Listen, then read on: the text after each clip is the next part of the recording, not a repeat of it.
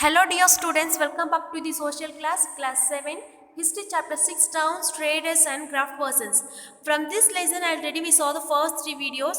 Today's class we are going to discuss about the topic is a gateway to the west, Surat. Okay, let's see. Surat in Gujarat was the emporium of western trade during the Mughal period along with Campe, present day Campat and the somewhat later Ahmedabad. அதாவது சூரத் அப்படின்ற place எங்கே இருக்குது அப்படின்னு பார்த்தோன்னா குஜராத்தில் இருக்குது. So இந்த பிளேஸை வந்து முகலாயர்கள் பேரரசு ஓகேவா. ஸோ அவங்க மொகல்ஸ் பீரியடில் என்ன சொல்லுவாங்க அப்படின்னா எம்போரியம் அப்படின்னு சொல்லுவாங்க. ஸோ எம்போரியம் அப்படின்றது என்ன அப்படின்னா பலதரப்பட்ட இடங்களிலிருந்து பொருட்களை கொண்டு வந்து வியாபாரம் செய்யும் இடம் தான் என்ன சொல்லுவாங்க அப்படின்னாக்கா எம்போரியம் சொல்லுவாங்க. ஓகே, ஸோ அப்போ மற்ற பிளேஸில் இருக்கக்கூடிய பொருட்களை வந்து இங்கே சேல் பண்ணுற ஒரு பிளேஸ் தான் வந்து சூரத் அப்படின்னு சொல்கிறாங்க. அதை தான் வந்து எம்போரியம் அப்படின்னு அழைக்கப்பட்டது. ஓகே, ஸோ இப்போ இந்த சூரத் இருக்கு இல்லையா, அந்த பிளேஸை வந்து ஃபஸ்ட்டு என்ன சொன்னாங்க, என்ன சொல்லி அழைப்பாங்க அப்படின்னு பார்த்தோன்னா காம்பேட் அப்படின்னு சொன்னாங்க. இப்போ ப்ரெசன்ட் டேவில் அது அகமதாபாத் அப்படின்னு சொல்லிட்டு இருக்காங்க. Okay, then Surat was the gateway for trade with West Asia via the Gulf of Ormuz. Surat has also been called the gateway to Mecca because many pilgrimage ships set sail from here. அதாவது இந்த சூரத் இருக்கு இல்லையா, so அந்த place வந்து எதுக்கு ரொம்ப ஃபேமஸாக ரொம்ப ஃபெமிலியராக இருந்திருக்கு அப்படின்னு பார்த்தா ட்ரேட் பிளேஸ் அப்படின்னு சொல்கிறாங்க. ஓகேவா, for example West Asia, then via the Gulf of Ormuz. So இந்த பிளேஸ்லாம் வந்து ஒரு ட்ரேட் பிளேஸாக ஒரு மெயின் ஏரியாவாக இருந்தது என்ன அப்படின்னாக்கா சூரத் அப்படின்னு சொல்கிறாங்க. The next one it is a gateway to Mecca அப்படின்னு சொல்கிறாங்க. அதாவது இப்போ பில்கிரிமேஜ் மிக்காவுக்கு போகிறதுன்னு சொல்லுவாங்க இல்லையா, பில்கிரிமேஜ் பயணங்கள்லாம் ஸ்டார்ட் பண்ணுவாங்க இல்லையா. ஸோ அது வந்து எங்கேருந்து ஸ்டார்ட் பண்ணுறாங்க அப்படின்னு பார்த்தோன்னா சூரத் அங்கேருந்து தான் வந்து ஸ்டார்ட் பண்ணுறாங்க அப்படின்னு சொல்கிறாங்க. The next one, the city was the cosmopolitan and people from all caste and the creeds lived there. In the 17th century the Portuguese, Dutch and English had their factories and warehouse at Surat. அதாவது காஸ்மோபொலிஷன் அப்படின்னு சொல்லுவாங்க. அந்த சிட்டியை வந்து காஸ்மோபொலிஷன் அப்படின்னு சொல்கிறாங்க. So காஸ்மோபொலிஷன் அப்படின்றது என்ன அப்படின்னு பார்த்தோன்னா பலதரப்பட்ட ஊர்களில் இருந்து மக்கள் வந்து தங்கிங்க என்ன பண்ணுவாங்க அப்படின்னாக்கா வியாபாரம் பண்ணுவாங்க. ஓகேவா, அதாவது மற்ற பிளேஸில் இருக்கக்கூடிய ட்ரேட் பர்சன்ஸ் வந்து இங்கே வந்து வியாபாரம் பண்ணுவாங்க. ஆனால் அவங்களுக்குள்ள எந்த ஒரு ஏற்றத்தாழ்வுமே வந்து பார்க்க மாட்டாங்க. எல்லாருமே வந்து என்ன அப்படின்னாக்கா மற்ற கேஸ்டில் இருக்கவங்க இருப்பாங்க, க்ரீட்ஸ் கூட இருக்கவங்க இருப்பாங்க. ஆனால் எந்த ஒரு ஏற்றத்தாழ்வுமே பார்க்க மாட்டாங்க. எல்லாருமே வந்து சரிசமமாக தான் அந்த ட்ரீட் பண்ணுவாங்க அப்படின்னு சொல்கிறாங்க. ஓகே, இன் 17th century என்ன ஆச்சு அப்படின்னு பார்த்தோன்னா இந்த சூரத்தில் நிறைய மக்கள் வந்து தங்க ஆரம்பித்தாங்க. அதாவது வெளி ஏரியாஸில் இருக்கக்கூடியங்க. ஓகே, லைக் போர்ச்சுகீஸ், டச்சு, தென் ஆங்கிலேயர்கள், இந்த மாதிரி நிறைய மக்கள் வந்து தங்க ஆரம்பித்தாங்க. ஸோ இவங்க என்ன பண்ணாங்க அப்படின்னாக்கா இந்த சூரத்தில் அவங்களுடைய ஃபேக்ட்ரி அண்ட் வேர் ஹவுஸ் எல்லாமே வந்து பில்ட் பண்ணாங்க அப்படின்னு சொல்கிறாங்க. ஓகே, ஸோ ஃபேக்ட்ரிஸ் அப்படின்றது நமக்கு என்ன தெரியும், ஒரு திங்ஸ் வந்து மேனுஃபேக்சர் பண்ணக்கூடிய பிளேஸ் வந்து ஃபேக்ட்ரிஸ் அப்படின்னு சொல்லுவாங்க. ஆனால் இங்கே ஃபேக்ட்ரிஸ் அப்படின்றது என்ன அப்படின்னாக்கா ட்ரேட் ஆஃபீஸ் அப்படின்னு சொல்கிறாங்க. ஓகேவா, ஸோ இவங்க என்ன பண்ணுவாங்க அப்படின்னாக்கா அந்த ட்ரேட் பண்ணுறதுக்கான ஆஃபீஸ் எல்லாமே இங்கே தான் வச்சுப்பாங்க. ஆனால் எந்த ஒரு பொருளுமே மேனுஃபேக்சர் பண்ண மாட்டாங்க. But it was called as a factories அப்படின்னு சொல்கிறாங்க. தென் வேர் ஹவுஸ் அப்படின்றது என்ன அப்படின்னாக்கா இந்த குட்ஸ்லாம் வந்து ஸ்டோர் பண்ணி வைக்க ஸ்டோர் ஹவுஸ்ன்னு சொல்லுவோம் இல்லையா, அதை வந்து கிடங்குன்னு சொல்லுவாங்க. Okay, then according to English chancellor Ovington, who wrote an account for the port in 1689, an average year 100 ships of different countries could be found arched at the port at any given time. அதாவது ஒரு Englishman, அவருடைய name என்ன அப்படின்னு பார்த்தோன்னா கிரானிக்லர் Ovington. Okay, so அவர் ஒரு note எழுதியிருக்காரு. அவர் என்ன சொல்லியிருக்காரு அப்படின்னு பார்த்தோன்னா இந்த சூரத் ட்ரேட் வந்து சூரத் பிளேஸ் வந்து ரொம்ப ஒரு இம்பார்ட்டன்ட் போர்ட்டாக இருந்திருக்கு அப்படின்னு சொல்கிறாங்க. ஏன் அப்படின்னு பார்த்தோன்னா ஸோ ஒரு டைமுக்கு எதாவது அனௌன்ஸ் பண்ணிட்டாங்க அப்படின்னு பார்த்தோன்னா அங்கே ஹண்ட்ரட்ஸ் ஆஃப் ஷிப்ஸ் கூட வந்து ஆர்ச்சர் அரேஞ்ச் ஆகி நிற்கக்கூடிய ஒரு பெரிய துறைமுகம் அப்படின்னு சொல்கிறாங்க. Okay, there were also several retail and wholesale shops selling cotton textiles. The textiles of Surat were famous for their gold lace borders, zari, and had a market in West Asia, Africa and Europe. அதாவது so இப்போ இந்த சூரத் அப்படின்ற place ஒரு ட்ரேட்க்கு மட்டும் வந்து ஒரு important சிட்டியாக இல்லை, and also the whole ஷாப்ஸ்லாம் வந்து நிறைய இருந்திருக்கு அப்படின்னு சொல்கிறாங்க. ஓகேவா, ஸோ என்ன மாதிரியான ஹோல் ஷாப்ஸ் அப்படின்னு பார்த்தோன்னா பொருட்கள்லாம் மொத்தமாக வாங்கும் இல்லையா, அதுதான் வந்து ஹோல் ஷாப் அப்படின்னு சொல்கிறாங்க. அதாவது காட்டன் டெக்ஸ்டைல், அதாவது பஞ்சு காட்டன் வச்சு நிறைய வந்து துணிலாம் வந்து நிறைய நெய்ய ஆரம்பித்தாங்க. ஓகேவா. ஸோ இந்த ஒரு மார்க்கெட் வந்து ரொம்ப ஃபேமஸாக இருந்திருக்குன்னு சொல்கிறாங்க. பர்டிகுலராக எந்த ட்ரெஸ் அப்படின்னு சொல்லிட்டு பார்த்தோம்னா கோல்டு லேஸ் பார்டர், அதாவது ஜரிகை இருக்கும் இல்லையா, கோல்டு கலர் ஜரிகையை வச்சு என்ன பண்ணுவாங்க அப்படின்னா இந்த ட்ரெஸ் வியூ பண்ணுவாங்க. அதை வந்து ஜரி அப்படின்னு சொல்லுவாங்க. இந்த பர்டிகுலர் ட்ரெஸ் தான் வந்து ஃபேமஸாக வந்து சேல் பண்ணாங்க அப்படின்னு சொல்கிறாங்க. அது எந்தெந்த மார்க்கெட் அப்படின்னு பார்த்தோன்னா வெஸ்ட் ஏஷியா, ஆஃப்ரிக்கா அண்ட் யூரோப்பில் இருக்கக்கூடிய மார்க்கெட்ஸில். Okay. Then the state built numerous rest house to take care of the needs of people from all over the world who came to the city. அதாவது so இந்த ஸ்டேட்டில் வந்து என்ன பண்ண ஆரம்பித்தாங்க அப்படின்னா நிறைய வந்து ரெஸ்ட் ஹவுஸ் வந்து பில்ட் பண்ண ஆரம்பித்தாங்க, கட்டினாங்க. அந்த ரெஸ்ட் ஹவுஸ் ஏன் கட்டினாங்க, அதாவது ஓய்வு இல்லங்கள்லாம் நிறைய கட்டினாங்க. ஏன் அப்படின்னு பார்த்தோன்னா அங்கே இருக்கக்கூடிய மக்கள் ஸ்டே பண்ணுறதுக்கும் ப்ளஸ் மற்ற பிளேஸ்லேருந்து வந்து ஸ்டே பண்ணி இங்கே வணிகம் செய்கிறாங்க இல்லையா, அவங்க வந்து தங்கிறதுக்குமான ஒரு இல்லமாக தான் என்ன இருந்தது அப்படின்னு பார்த்தோன்னா ஓய்வு இல்லங்கள்லாம் கட்டினாங்க அப்படின்னு சொல்கிறாங்க. Okay. The next one, there were magnificent building and the innumerable pleasure park, அதாவது நிறைய அமைதி பூங்கா. ஓகே. இந்த பார்க்லாம் சொல்லுவோம் இல்லையா, இந்த மாதிரி நிறைய அமைதி பூங்காலாம் வந்து அந்த சிட்டியில் நிறையவே வந்து கட்ட ஆரம்பித்தாங்க. Then the Kaithwad states or the Mahajans money changer had huge bank house at Surat. அதாவது இப்போ நம்ம பேங்க்லாம் போகிறோம் அப்படின்னாக்கா அங்கே வந்து பேங்க் ஆஃபீஸர் இருப்பாங்க இல்லையா, ஹெட் ஆஃப் த பர்சன் இருப்பாங்க இல்லையா, அந்த மாதிரி சேட்ஸ் ஆர் மகாஜன்ஸ். ஸோ இவர் யார் அப்படின்னு பார்த்தோன்னா ஒரு மணி சேஞ்சர், ஸோ ஒரு பேங்க் ஆஃபீஸர்னு சொல்லலாம். ஓகேவா. அவருடைய ஹவுஸ்லாமே வந்து எங்கே கட்டியிருந்தாங்க அப்படின்னா சூரத்தில் தான் இருந்தது அப்படின்னு சொல்கிறாங்க. It is not worthy that the Surat hundis were honored in the far off markets of the Cairo in Egypt, Basra in Iraq and the Antibes in Belgium. அதாவது ஹுண்டீஸ் அப்படின்றது என்ன அப்படின்னா ஒரு டாக்குமெண்ட் அப்படின்னு சொல்லுவாங்க. ஓகேவா. அது என்ன டாக்குமெண்ட் அப்படின்னு பார்த்தோன்னா இப்போ இங்கே இருக்கக்கூடிய பர்சன் வந்து இப்போ நம்ம பேங்க்குக்கு போகிறோம் அப்படின்னா யாரையா வந்து செக் கொடுத்தாங்க அப்படின்னா அதை கொடுத்தாங்க நம்ம மாற்றிக்கலாம் இல்லையா, அந்த மாதிரி ஒரு செக் கொடுக்குற பர்சன் தான் யார் அப்படின்னாக்கா சேத் அப்படின்னு சொல்கிறாங்க, பேங்க் ஆஃபீஸர் அப்படின்னு சொல்லுவாங்க. ஸோ அவர் வந்து ஏதாவது ஒரு அந்த டாக்குமெண்ட் ஒன்று கொடுப்பாரு. நம்ம அந்த டாக்குமெண்ட்டை எடுத்துக்கிட்டு இப்போ மற்ற பிளேஸ்க்கு வந்து ட்ரேட் பண்ண போகிறோம் அப்படின்னா அங்கே நமக்கு அதை கொடுத்தோம் அப்படின்னாக்கா நம்ம மணியாக தேவைனாலும் வாங்கிக்கலாம், இல்லை அங்கே நம்ம ஒர்க் பண்ணுறதுக்கு ஏதாவது அப்ரூவ் வேணும்னாலும் அதை நம்ம வாங்கிக்கலாம். அந்த மாதிரி யூஸ் பண்ணப்படுறதா என்ன அப்படின்னா ஹுண்டீஸ் அப்படின்னு சொல்லுவாங்க. ஓகேவா. ஸோ இந்த ஹுண்டீஸ் வந்து ரொம்பவே வந்து வர்த்தபிள் ஒன். ஸோ இது நிறைய மார்க்கெட்டில் வந்து ரெக்கக்னைஸ் பண்ண ஆரம்பித்தாங்க. ஸோ அது எங்கே அப்படின்னு பார்த்தோன்னா கேரியோ ஈஜிப்டில் இருக்கக்கூடிய மார்க்கெட், தென் பெர்சா இன் ஈராக்கில் இருக்குது, தென் ஆண்டிப் வந்து பெல்ஜியமில் இருக்கக்கூடிய ஒரு மார்க்கெட். ஸோ இங்கெல்லாம் வந்து இது ரொம்பவே வந்து ரெக்கக்னைஸ் பண்ணாங்க அப்படின்னு சொல்கிறாங்க. Okay. Then however Surat began to decline towards the end of the 17th century.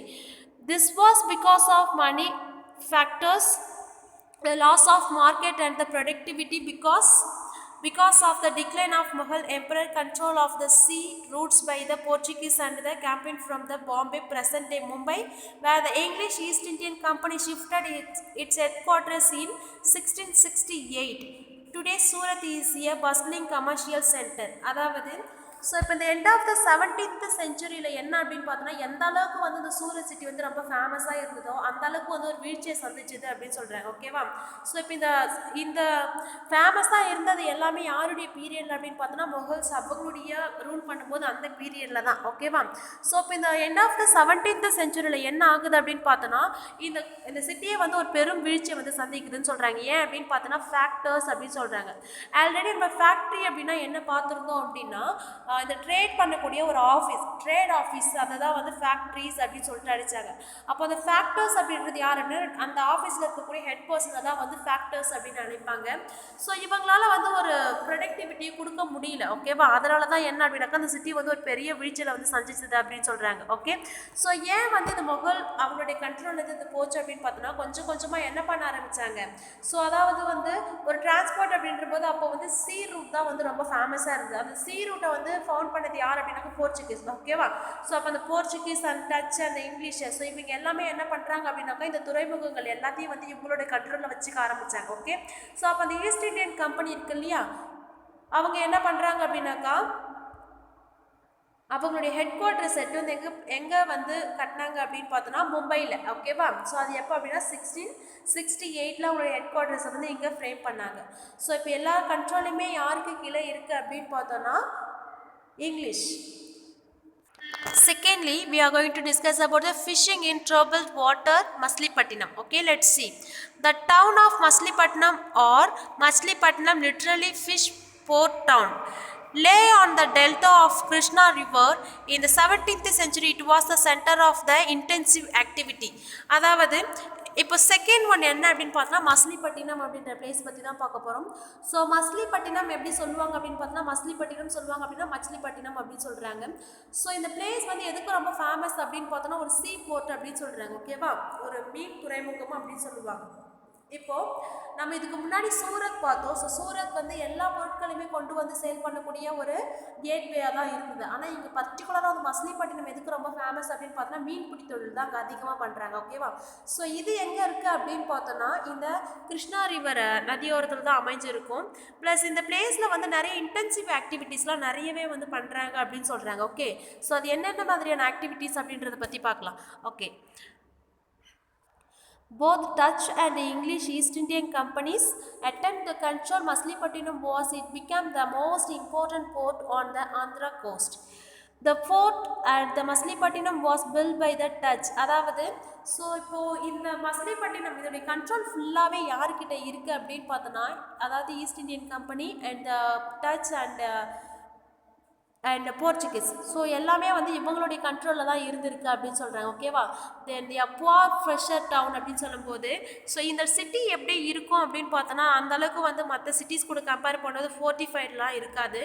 So ஒரு ஓப்பன் திறந்த மையமாக தான் இருக்கும். ஸோ அந்தளவுக்கு வந்து சேஃப்டியாகவும் இருக்காது. ஸோ பார்க்கவும் அந்தளவுக்கு நல்லா இருக்காது. ஒரு சின்ன ஏரியாஸ் மாதிரி தான் இருந்திருக்கு அப்படின்னு சொல்கிறாங்க. Okay, Masulipatnam. Then the Qutb Shahi rulers of the Golconda imposed royal monopolies on the sale of textiles, spice and other items to private and trade, passing completely into the hands of the various East Indian Company. அதாவது so கோல்கொண்டாவில் இருந்த ஒரு ruler யார் அப்படின்னு பார்த்தோன்னா Sudip Shahi. So இவர் என்ன பண்ணார் அப்படின்னா அங்கே இருக்கக்கூடிய ட்ரேட் வணிகம் பண்ணுறாங்க இல்லையா, ஸோ அவங்களை எல்லாத்தையுமே வந்து ஒரு சேல் பண்ணுறதுக்கு ஒரு நியூ சிஸ்டம் கொண்டு வந்து அந்த சிஸ்டத்துடைய ஃபாலோ பண்ணுறது யார்கிட்ட கொடுத்தாங்க அப்படின்னாக்கா ஈஸ்ட் இந்தியன் கம்பெனி. ஸோ அப்போ அந்த கண்ட்ரோல் ஃபுல்லாகவே யார்கிட்ட போயிடுச்சு அப்படின்னாக்கா ஈஸ்ட் இந்தியன் கம்பெனி கிட்ட போயிடுச்சு அப்படின்னு சொல்கிறாங்க. ஓகேவா? தென் fierce competition among various trading groups, the Golconda nobles, Persian merchants, Telugu community, Chettis and the European traders made the city populous and the prosperous. அதாவது என்ன சொல்லியிருக்காங்க அப்படின்னா ஸோ இப்போ எல்லாருக்குமே வந்து வணிகம் பண்ணுறவங்களுக்கு எல்லாருக்குமே என்ன அப்படின்னாக்கா நிறைய காம்படிஷன் வந்து ஸ்டார்ட் ஆகிடுச்சு. ஸோ யாருக்கு அப்படின்னு பார்த்தோன்னா Golconda nobles, then Persian merchants, Telugu Komati and the Chettis. Telugu Komati அப்படின்றது என்ன அப்படின்னு பார்த்தோன்னா இந்த செட்டிஸில் இருக்கக்கூடிய ஒரு சப்காஸ்ட் தான் வந்து தெலுங்கு கோமிட்டி அப்படின்னு சொல்கிறாங்க. ஸோ இவங்களுக்குள்ளே எல்லாத்துக்குமே என்ன அப்படின்னாக்கா ஒரு நிறைய கிளாஷ்லாம் வந்து உருவாக ஆரம்பிச்சது அப்படின்னு சொல்கிறாங்க. ஓகேவா? தென் as the Mughals began to extend their power to Golconda to respect to the governor Mir Jamla, who was as the merchant began to play off the Dutch and the English against each other. In 1686 to 1687 Mughal Emperor Aurangzeb announced the Golconda. So என்ன சொல்லியிருக்காங்க அப்படின்னா so இங்கே அவுரங்கசீப் இருக்கார் இல்லையா, முகலாய பேரரசர்களில் ஒருத்தர். Okay, அவருடைய விசுவாசி தான் யார் அப்படின்னு பார்த்தோன்னா கவர்னர் மிர் ஜம்லா. இவர் என்ன பிளான் பண்ணுறாரு அப்படின்னு பார்த்தோன்னா இப்போ எப்படியாவது வந்து கோல்கொண்டா அதோடைய கண்ட்ரோல் ஃபுல்லாகவே யார்கிட்ட இருக்குது, ஈஸ்ட் இந்தியன் கம்பெனி கிட்டே இருக்குது. ஓகேவா? அப்போ அவங்களுக்கு வந்து ஃபேவராக இருக்கிறது யார், டச்சு. ஸோ இப்போ இந்த டச்சுக்கும் இங்கிலீஷ்க்கும் ஈஸ்ட் இந்தியன் கம்பெனிக்கும் நடுவில் ஏதாவது ஒரு சண்டையை வந்து உருவாக்கணும் அப்படின்னு சொல்லிட்டு பிளான் பண்ணுறாரு. அதே மாதிரி அவங்களுக்குள்ளே என்ன ஆகுது அப்படின்னாக்கா ஒரு ஃபைட் ஒன்று நடக்குது. எந்த இயர் அப்படின்னு பார்த்தோன்னா பிஃபோர் 1686 முன்னாடி. ஓகேவா? ஸோ இந்த ஃபைட்லாம் முடிஞ்சு என்ன அப்படின்னாக்கா ரெண்டு பேர் தனியாக பிரிஞ்சதுக்கப்புறம் இந்த 1686 to 1687 அந்த இயரில் இந்த கோல்கொண்டாவுடைய யார் வின் பண்ணுறா அப்படின்னு பார்த்தோன்னா அவுரங்கசீப் வின் பண்ணுறாரு. யாருடைய ஹெல்ப்பால் அப்படின்னு பார்த்தோன்னா Mir Jumla. Okay, then next one, this caused the European campaigns to look for alternative. It was a part of the new policy of the English East Indian Company that it was not enough if the port has connections with the production centers of the hinterland.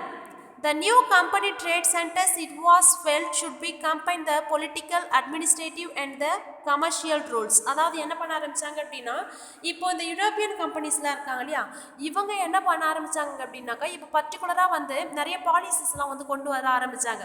அதாவது இப்போ production பண்ணுறாங்க இல்லையா, அவங்களுக்கும் சேல்க்கும் ஒரு connection இல்லாமல் எல்லாத்தையுமே வந்து inter connect பண்ண ஆரம்பிச்சாங்க அப்படின்னு சொல்கிறாங்க. அதாவது இங்கே பொலிட்டிக்கல் பவர், இந்த administrative and the commercial roles, இது எல்லாத்தையுமே வந்து கம்பைன் பண்ணாங்க அப்படின்னு சொல்கிறாங்க. Then as the company trades move to the Bombay and Calcutta, present in Kolkata, the Madras and the present in Chennai, Machilipatnam lost both the merchants of their prosperity and the decline in the course of the 18th century, being today not more than the dilapidated little town. அதாவது என்ன சொல்லியிருக்காங்க அப்படின்னா, so இப்போ எவ்வளோ அளவுக்கு trade வந்து கொஞ்சம் ஃபேமஸாக இருந்தாலும் கூட, ஸோ ஒரு ஸ்டேஜுக்கு அப்புறம் அங்கே இருக்கக்கூடிய மர்ச்சன்ட்ஸ்லாம் என்ன பண்ணுறாங்க, மூவ் ஆக ஆரம்பிச்சிட்டாங்க. கொல்கட்டா, சென்னை, மசிலிப்பட்டினம், ஸோ இந்த மாதிரி வந்து மூவ் ஆக ஆரம்பிச்சிட்டாங்க. மசிலிப்பட்டினம் என்ன அப்படின்னாக்கா அந்த பேரன்மையை வந்து இழக்குது. ஓகேவா? ஸோ அந்த அளவுக்கு வந்து ஃபேமஸாக இல்லை, ரொம்பவே வந்து லாஸ் ஆகுறாங்க. ஸோ இந்த 18th செஞ்சுரிலாம் வந்து அந்தளவுக்கு சொல்கிற மாதிரிலாம் வந்து அந்த அளவுக்குமே அந்த சிட்டி டெவலப்மெண்ட்ஸ் எதுவுமே இல்லை அப்படின்னு சொல்கிறாங்க. இப்போ பார்க்க போனால் ஒரு சிதைந்த சின்ன நகரமாக தான் என்ன இருக்குது அப்படின்னு பார்த்தோன்னா மசிலிப்பட்டினம் இருந்துட்டு இருக்கு. Okay okay children, today's class we have discussed about Surat. Then secondly we have discussed about fishing in turbulent waters, Masilepattinam. Okay, rest of the part we will see on the next class. Okay, thank you to all.